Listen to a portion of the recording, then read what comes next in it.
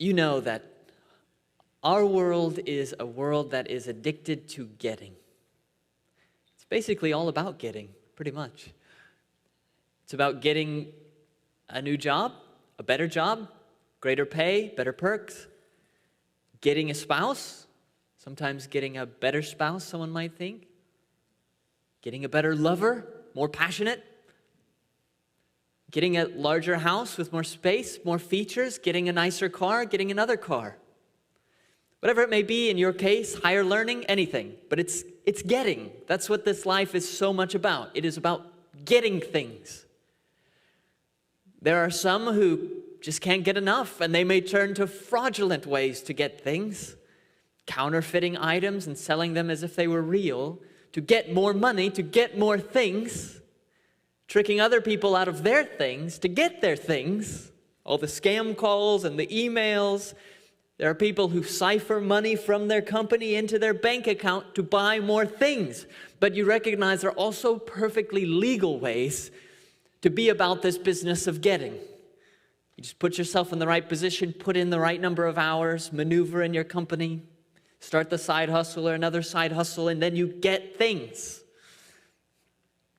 The assumption underneath all of this is that getting more is better. And for many of us, the thought of having less is a haunting dread.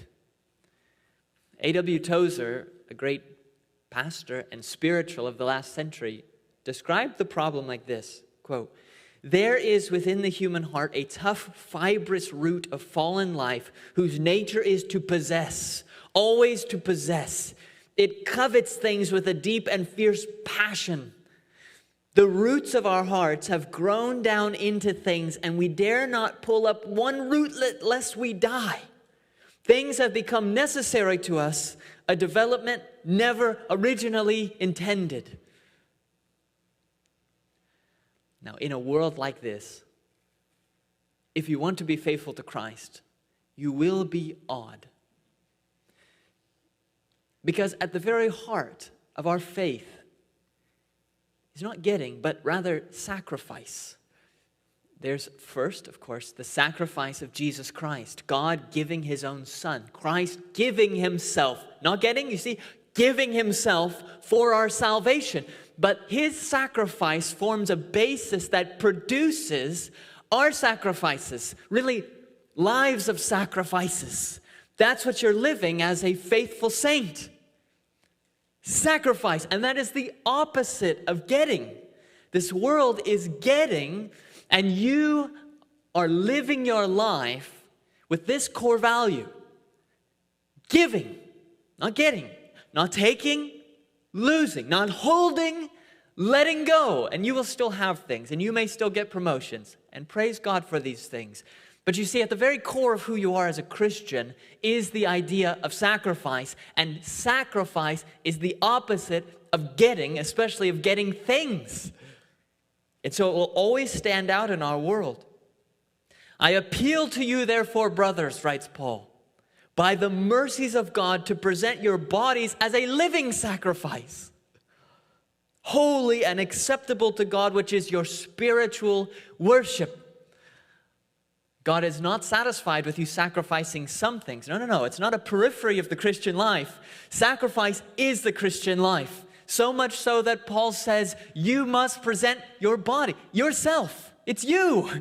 Everything you are, everything you have, every relationship. You knew that when you rose up at Christ's call and he said, "Come, follow me," you were leaving behind whatever it was. Zebedee in the boat, the nets, the tax booth, whatever it was, you were leaving it behind and making a complete commitment that you will follow him. And he made this clear. He said, if you want to follow me, you have to deny yourself every day. Take up your cross and follow me. What do you do on a cross? Christ showed us. It's a sacrifice of himself. Losing, not receiving.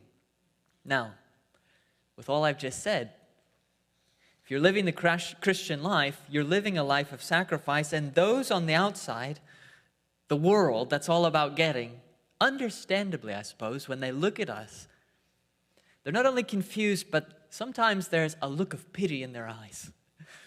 Like these poor, mistaken Christian. I mean, they would say you can be a Christian if it doesn't affect that much. But those who are really committed, who are living the life of sacrifice, the world looks on and thinks, you had one life. You could have done so well for yourself. And for some pie in the sky by and by, you gave up so much of that. And the assumption is that we Christians, because we're all about sacrifice, will live boring, morose, miserable lives. But you're not living that kind of a life. How is this possible? How is it possible that your whole life is sacrifice and there's joy? It is because Christ has taught us a spiritual mystery, not clear to the world. And it is what we just read in Acts chapter 20. Paul said that Christ told us this. It is more blessed, more joyful, more fulfilling. It is more blessed to give than to get. He was speaking of giving to others, but it is true of the whole Christian life of sacrifice, that there is not just sacrifice in our lives, but there is, and I don't know how better to express or explain it, a joy that is in the life of sacrifice. And maybe the best way to explain or express the joy of Christian sacrifice to God is simply to turn our attention back to Hannah. The main character here in 1 Samuel chapter 1, and if we look on her face in our passage today, we will see that joy in sacrifice. She has vowed, you remember, that if God would give her a son, she would offer that son up to the Lord to live at Shiloh, the place of worship, forever, and to serve there. And now the time has come for her to fulfill her vow. So look at the sacrifice she makes, but see also the joy of her sacrifice. 1 Samuel chapter 1, beginning in verse 21. The man Elkanah, that's Hannah's husband, and all his house, Hannah, Peninnah, his other wife, her children, went up to offer to the Lord the yearly sacrifice at Shiloh and to pay his vow. But Hannah did not go up, for she said to her husband, as soon as the child is weaned, I'll bring him, so that he may appear in the presence of the Lord and dwell there forever. Elkanah, her husband, said to her, do what seems best to you. Wait until you've weaned him. Only may the Lord establish his word. So the woman remained and nursed her son until she weaned him. And when she had weaned him, she took him up with her, along with a 3-year-old bull, an ephah of flour, and a skin of wine, and she brought him to the house of the Lord at Shiloh. And the child was young. Then they slaughtered the bull, and they brought the child to Eli. And she said, oh, my Lord, as you live, my Lord, I'm the woman who was standing here in your presence, praying to the Lord. For this child I prayed, and the Lord has granted me my petition that I made to him. Therefore, I have lent him to the Lord. As long as he lives, he is lent to the Lord. And he worshiped the Lord there. Hannah had made her desperate prayer, including her vow, back in verse 11 of our text, where she had promised to God, when she was yet infertile and unable to bear children and tormented by Peninnah, she had promised to God, if you give me a child, then, quote, I will give him to the Lord all the days of his life, and no razor shall touch his head. Then look down to verse 20. And in due time, Hannah conceived and bore a son, and she called his name Samuel. She made the vow. God fulfills his end of the vow. And now it is time for Hannah to fulfill her part of the vow. Her vow was a Nazirite vow, it seems, but a lifelong Nazirite vow. That's why she said she'll never cut his hair. He was set apart, Samuel, set apart for the Lord's service, to stay there in Shiloh, to worship before the Lord all his life, from the time he was very young. Now, if any of us think that this sacrifice that Hannah is making is an easy sacrifice to give Samuel up to the Lord, you're a robot or a rock. I don't know. If you have even a modicum of human feeling, then you will understand to give this young child up to the Lord, never to see him but just once a year for the rest of his life. You would think that that would be a very miserable kind of sacrifice that Hannah is making. That's reasonable, but what's amazing in our text is there's no evidence of that. Yes, it is a painful sacrifice, as is the Christian life. But there is joy in the sacrifice. And we're going to look at this text then under those two headings. First, to see the sacrifice that Hannah makes and just how great it is, but then to see the surprising joy in sacrificing to the Lord. So let's look first at the greatness of the sacrifice that Hannah makes here. And really there are, I could say, 4 great things that when you add them together in this passage, make up a very great and painful kind of sacrifice on Hannah's part. The very first great thing is a great bond. Look again at the first 3 verses. The man Elkanah and all his house went up to offer to the Lord the yearly sacrifice and to pay his vow. But Hannah did not go up, for she said to her husband, as soon as the child is weaned, I'll bring him, so that he may appear in the presence of the Lord and dwell there forever. Elkanah, her husband, said to her, do what seems best to you. Wait until you've weaned him. Only may the Lord establish his word. So the woman remained and nursed her son until she weaned him. At first glance, you might think that Hannah is trying to delay the keeping of her vow. And we would understand that. This is her own dear son for whom she has prayed. There's a great bond there between a mother and a child born of that mother. And we know now there are hormones involved. There is something remarkable biologically happening, and then probably beyond that in a spiritual sense that unites a mother to a child. So we would understand if Hannah, knowing she needs to give up her child, wanted to wait because of the pain of the sacrifice. But that first glance would actually be wrong. There's no indication that Hannah is trying to delay for any sinful reason. In fact, we know that she is a very pious woman. Everything in this first chapter of 1 Samuel has shown us, the second chapter will also, that she's a godly woman. She certainly would keep what is expressed later in Ecclesiastes 5:4. When you vow a vow to God, do not delay paying it, for God has no pleasure in fools. Pay what you vow.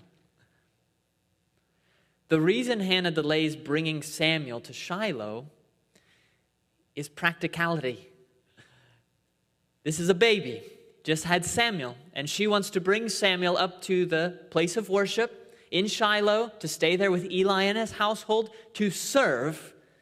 If she were to bring Samuel up immediately, someone would have to provide for that child. In an age where there were not baby foods on shelves, when you would have to find someone to provide milk for this child. So just as a matter of practicality, to keep her end of the vow, she asks her husband, or tells her husband, I'm planning to wait until I've weaned the child, until I don't have to feed the child anymore, then we can take the child and others can feed him other foods. As soon as the child is weaned, she says, I will bring him, still keeping her commitment, so that he may appear in the presence of the Lord and dwell there forever.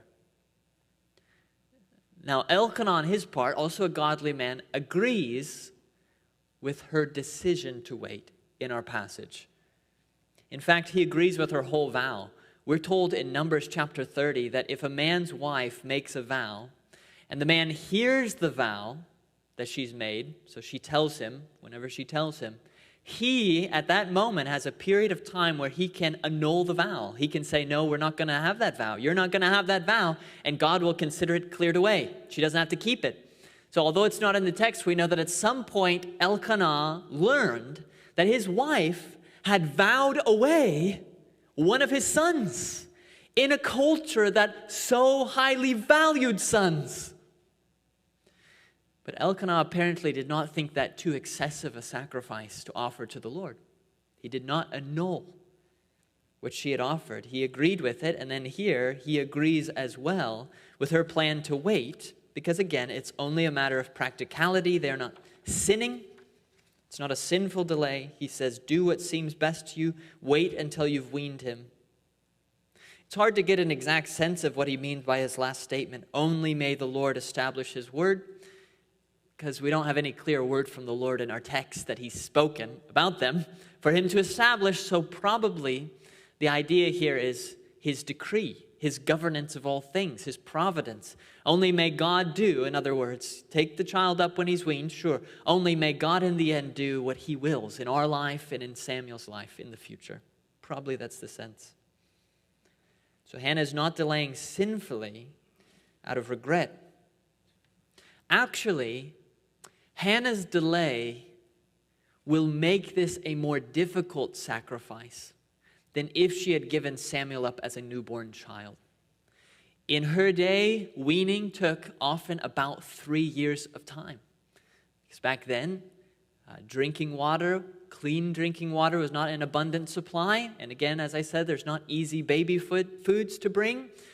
And so they would often wean the child after about maybe 3 years. So that's 3 years of Hannah with her beloved son, whom she had so long longed for, building a bond with that child. Some of you have a 3-year-old or thereabouts of a child. Could you imagine the bond that you have with that child, taking that child up to a less than stellar household of Eli at Shiloh, miles and miles away, and leaving that child there to see only once a year, briefly, at the annual sacrifice?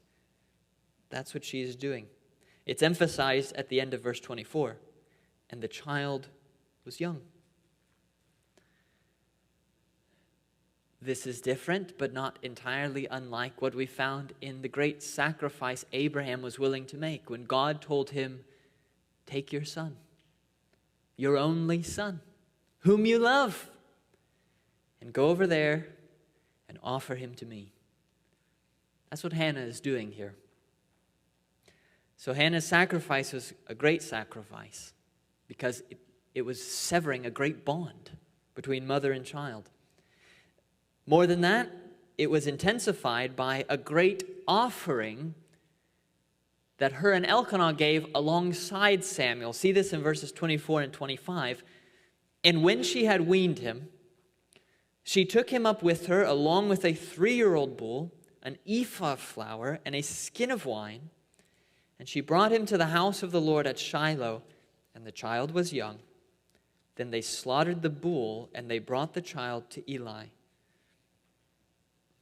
It would actually be easy to overlook this great offering, the bull, the flour, the wine, because she's literally offering up her own son. That, of course, is the greatest sacrifice, and there's no number of bulls that would be equal in value to her own son. Even that being the case, what she does offer alongside Samuel is remarkable. It's actually a rather massive offering. It's not a small one. Your translation probably says, like mine, a 3-year-old bull. The original could, and most likely does, actually mean 3 bulls. Verse 25 then that says they slaughtered the bull. That would be a collective singular, the bulls. 3 bulls. Part of the reason for thinking it may be 3 bulls is if you take the measurement of flour, an ephah, and the skin of wine, which is probably about a bath of wine, that was one of their measurements, and you look back into the law at the commandment when someone brings a vow offering of a bull, if you take the flour and the wine required for one vow offering of a bull and multiply it by 3, you get pretty close to these measurements. So very likely, Hannah's bringing 3 bulls with this massive amount of flour and a massive amount of wine. Flour and wine representing what you live on. It's what you eat. Bread is their main staple, and wine is what you drink. Bringing all of that. There's no individual in the entire Old Testament law who was ever required to offer a bull to the Lord, because a bull was expensive. I don't know if we could compare a bull to a car in our day. It's an expensive thing. Meat was a rarity. In the law, many sacrifices, were of sheep, not as expensive. And if you were poor, you could offer birds. But here Hannah brings 3 bulls, never required of an individual, but allowed as a vow offering. Now, you may not know the whole measurements, ephah and a bath. We don't use those measurements today. Let me just say, it was a lot. It was a whole lot. It was what we would almost consider an excessive sacrifice. It was the woman breaking open the pure nard to pour on Jesus before his death. This was an excessive offering that was brought. Now, Elkanah apparently was a man of some means. He had 2 wives, usually would indicate that at that time. But it was still a lot. It was a loss of wealth. This was a great offering. Thirdly, this is a great sacrifice because there is a great desire involved. Verses 26 and 27 record Hannah's words to Eli. And she said, "Oh, my Lord, as you live, my Lord, I'm the woman who was standing here in your presence, praying to the Lord. For this child I prayed, and the Lord has granted me my petition that I made to him." Now, we're not at all surprised to hear her saying, my Lord, to Eli, because you remember her last interchange with Eli earlier in this chapter. She said, "My Lord, and your servant." There's a humility in Hannah. We're familiar with that by now. Now, let us just remember how ardently Hannah had prayed for what? For this very child that she brings with her, this 3-year-old Samuel who stands beside her. She's now back at the place where she was praying, there in the place of worship at Shiloh. She was in that place before. And there she is again, and now she has her 3-year-old child. When she was there before, she prayed so ardently that Eli thought she was drunk. How many tears fell to the ground year after year after year with Hannah piously and fervently requesting that God would give her what she now has. So it was a great, powerful desire that she petitioned of the Lord, and now God has given her what she prayed for. So it's a great sacrifice to give that up. If you've ever prayed for something fervently, ardently, and then the golden sunshine of God's smiling answer, you receive it, and your life is changed forever, to take that then and to give it away. To go back, in some sense, to your former condition. She's not barren anymore. She'll have more children, although she probably doesn't know that. We'll see that later in the text. It means it was a very great sacrifice that she offered to the Lord because it touched on a great desire. And this, by the way, you may have worried even in previous weeks as we talked about her prayers for a child. You may, if you're well-versed in biblical counseling especially, have thought, now is that an idol of her heart? Because she so much wants a child. And we've all known people where that's really an idol of their life. That's a fair thing to consider, but I think she proved right here, beyond all reasonable doubt, that this child for which she prayed was not an idol of her heart. It was a great desire, but she's willing to give him up to the Lord. And if you have an idol, even a good thing that you desire becomes an idol, you're not willing to give it up, not without a fight. But she willingly is giving the child up. Here she was, someone who craved motherhood. One moment it's in her hands, and then she didn't have to keep her vow. She could break her vow, but she lets it slip through her fingers. She gives motherhood up. This is a great sacrifice. Finally, it's a great sacrifice because there's a great separation. Verse 28. Therefore, I have lent him to the Lord. As long as he lives, he is lent to the Lord. Now, this is exactly what she had vowed earlier in verse 11. I will give him to the Lord all the days of his life. All the days. Not temporarily, but all of the days I will give him. Like I said, Hannah would have other sons and daughters, but anyone here has lost a child in the womb or out of the womb. There's a sense in which you never forget. And she's, in effect, losing her very first child for which she prayed. The other children don't, in a sense, really make up for that. Hannah would come up to Shiloh once a year. She'll see her child briefly every year. Apart from that, she won't see him. This is a permanent arrangement. And we'll see later in this book that Shiloh will eventually be destroyed. Samuel will move back to Ramah, his hometown. I don't know if Hannah was still alive. But again, that's all in the future. She doesn't know any of that. All she knows is a great separation between her and the child she loves. I know that the word that's used here is Lent in the ESV. That could be just slightly misleading because we think of lending as a temporary arrangement. The reason that word is chosen here is actually because in the original Hebrew there's a play on a word. There is the same root in 4 words that are used in verses 27 and 28.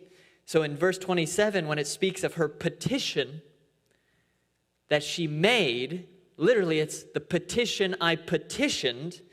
It's the exact same root, though a different form, when you get to the next passage and she says, therefore I have lent him to the Lord all his days he has lent. So she chooses that word in part because it is a play on the idea of petitioned. But don't misunderstand. Lent means exactly the same thing that she meant in verse 11 when she said, I will give. I will give. It is a permanent lending. It is a giving of the child. It's not that after so many years I'll come pick him up. It's not boarding school for the summer. I'm giving permanently him to God's service here at Shiloh or wherever God may take this child. I just know he won't be with me. That maternal affection, that care that a mother has for a child, that normal, very normal and natural mother's longing for the child, that whole relationship now and into later years, at this moment, she's giving all of that up. Whatever her relationship with Samuel after this, it will not be normal. It will not be typical. It will not have her frequently involved in his life. She's aware of this and she's giving him up. There will be a great separation that takes place between mother and child in this life. And it is permanent. So a great bond, a great offering, a great desire, a great sacrifice, great separation, sorry. All of these together, I hope you can see in our text, make for a massive sacrifice on Hannah's part. This is not putting some money in an offering plate. This is a massive sacrifice. But you know what's really interesting in our text? Is you and I infer, we guess, looking at the text, wow, that was painful. Because we can put ourselves in her shoes and think how painful that would be. But you know what we don't actually see in the text anywhere? Any suggestion that it was painful. That's not because it wasn't painful. I am certain it was. But it's because the focus is elsewhere, in the text and for Hannah. It was not on the sacrifice itself as much as it was on the joy of her sacrifice. And it is to that heading we now turn. We've seen the greatness of the sacrifice. Let's see the joy of the sacrifice for her and for us. Notice again her words starting in verse 26. And she said, "Oh, my Lord, as you live, my Lord, I'm the woman who was standing here in your presence, praying to the Lord. For this child I prayed, and the Lord has granted me my petition that I made to him. Therefore, I have lent him to the Lord. As long as he lives, he is lent to the Lord." The beginning of this statement shows motion. You see that? "Oh, my Lord!" exclamation mark in the ESV there. "As you live, my Lord." There is some emotion. It's not just a pale, unfeeling statement on her part. There is some emotion. And what does she feel some emotion about? She recounts what God has done in her life. She says, "You won't believe this, my Lord. I was the woman who, standing here, prayed so ardently you thought I was intoxicated. I was praying," and Eli may not have known this until this point. "I was praying for this child. And now look, there's the child. What I asked of the Lord, what I petitioned, he granted to me." So in a sense, she's come back to the very same place, but she is not in the same place. You understand? She's in a very different place now. Not the tears, not the weeping. There is some joy. And you might say, well, the text doesn't say there was joy. She could have been crying. But you're going to see next week, chapter 2 records her prayer, which was in light of this event. And that prayer begins, my heart exults in the Lord. My horn, that's my strength, is exalted in the Lord. But you gave your child up. What are you talking about? Yes, but just that the Lord heard, that the Lord intervened, is a kind of salvation. That's the end of verse 1 of chapter 2. I rejoice in your salvation. Hannah's focus, even in her sacrifice, is on God's salvation. It's that he heard. She loses Samuel, but she keeps the meaning of Samuel's name as a promise forever. God has heard. She is rejoicing in God's salvation, even as she loses this child. What can we call this but gratitude? That's what's here. It's gratitude. There is a gratefulness in Hannah, and notice, it's in the midst of one of the greatest sacrifices, if not the greatest sacrifice of her entire life. This text, the end of it, what she says, together with the prayer of chapter 2, there is an immense gratitude because of God's salvation. In fact, verse 28 there says she's giving, the reason she's keeping her painful vow is, quote, therefore. It's because I prayed and God gave a great salvation, a great deliverance. There was Peninnah tormenting me. Here I was wishing I could have a child. There you were, God, but it seemed like you just weren't listening. And I prayed, pleading, and then you heard. And you did something. In this case, opened my womb and delivered me from that former condition. Now I see you here. You're involved in my life. Therefore, in light of so great a deliverance on the part of Yahweh, I'm keeping my vow and I have lent him. I'm making a massive sacrifice on the basis of this gratitude, this wonder in the face of God's salvation. And this is just the way of Christian sacrifice. It always has a flavor of gratitude in it. That's the thing that the world can't fully understand or comprehend. It sees Samuel given away at Shiloh and thinks, what a pity, how painful, how terrible. It sees the Christian life lived out, living on the basis of our convictions, and you lose your job, or you don't get the promotion, or you give up some form of entertainment that's not helping you spiritually, but you miss that form of entertainment. And the world looks and thinks, why the sacrifices? How sad to live that kind of life. But there's always a flavor of gratitude in Christian sacrifice. It is a sacrifice that often sheds tears, but it's a sacrifice that also often smiles.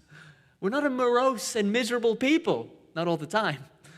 There is a flavor of gratitude about us. And why would that be? Could it be that we too have experienced a great salvation?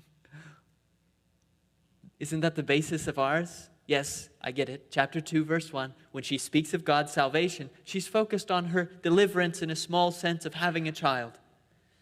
But notice how it's worded, salvation, to connect it clearly with what you and I experience in Christ. We had something much worse than Hannah's situation.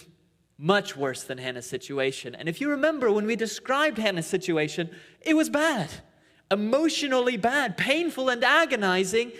And yet, the ground that we walked, every single one of us, for some large span of our life, was heated, if I may put it this way, by the flames of hell that we were aware were underneath us. At some point, gaining a sense that because of our sin, we deserved an eternal judgment. What in your life is worse than that? There's nothing in your life that's worse than that. And we could say, like David will later say, there was only one step between me and death, but for us it was an eternal death. That hounded us all our lives, and a fear of death, because after death comes judgment, the uncertainty of what that would mean. That's where we lived our lives. hating and being hated, all kinds of other evils and torments, seeing the consequences of our sin, but without the power to overcome it, and then a future judgment awaiting us. That was our life. Whatever the other details, I don't know all those for you. But that was your life. And then someone brought their beloved son up to the place of sacrifice. But it was God. And he brought Christ, and he offered him a great sacrifice. But in this case, so that we could have salvation. And I don't know for you, that moment when you trusted in Christ, your own conscience at that point was testifying, he's guilty. There's nowhere you could hide. And at that moment, when all is brought to light and you looked upon Christ, the great sacrifice, and immediately your record of guilt was cleared. The ground cools down. The threat of judgment is gone. Having been justified by faith, says Romans 5, we have peace with God. There is therefore, says Romans 8, now no condemnation for those who are in Christ Jesus. If you know such a great salvation like that, then the small sacrifices of this life, you take them with joy. They still hurt. I'm not saying they don't hurt. You know, they still hurt. But they're different. You don't look at them like an atheist staring out into a star-filled sky and thinking, we're nothing, we lead to nothing, we come from nothing. But you realize that you are embraced in the love of God. You are delivered from judgment through Christ. Death is the worst thing that can happen to you, and that just ushers you into an eternity of joy. And that gives a flavor of gratitude to your sacrifices. How can someone like Hannah keep so painful a vow? With joy. God's salvation.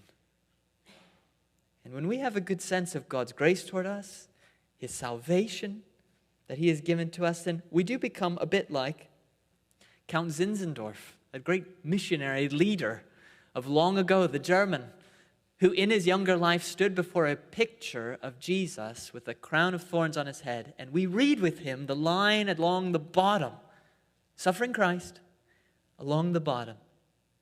All this I've done for you. Now, what will you do for me?